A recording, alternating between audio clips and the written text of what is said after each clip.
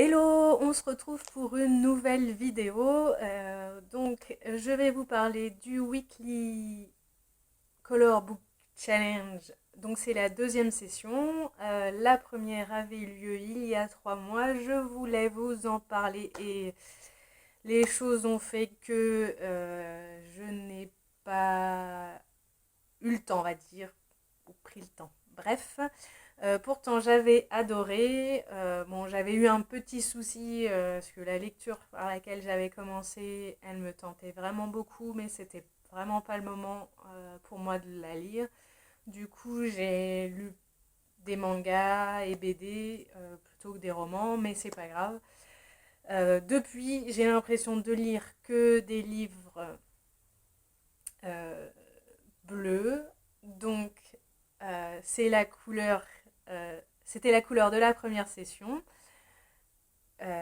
Oui, donc je vous ai pas dit le principe. Donc c'est pendant une semaine. Donc il me semble que c'est la semaine du 21 septembre. Et je vous remettrai toutes les infos, tous les liens vers la vidéo de Gaëlle et Anne, son billet de blog et le lien vers le groupe Facebook.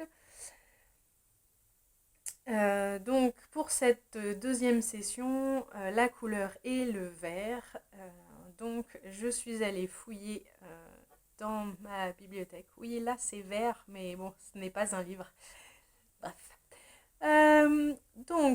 Dans ma bibliothèque, j'ai trouvé quelques petites choses. Donc je me suis fait une grosse pile. Je sais que de toute façon, en une semaine, je lis très rarement plus de 2 livres.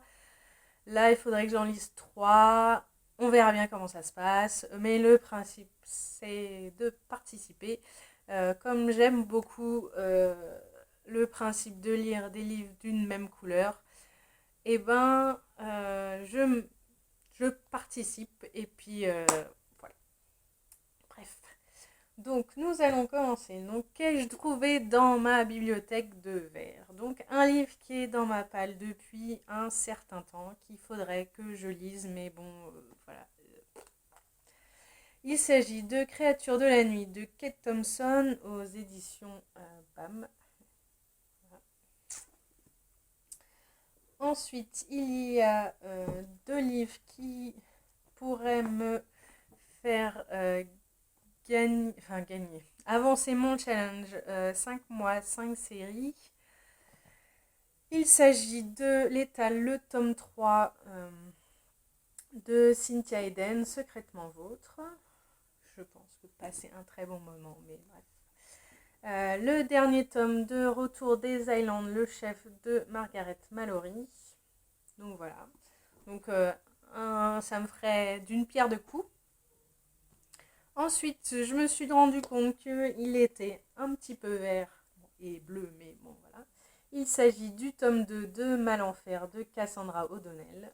Donc c'est très rapide, c'est un livre jeunesse, donc je pense que celui-là pourra être lu assez vite. Donc j'aurai peut-être une chance de lire deux, deux livres. Ouais.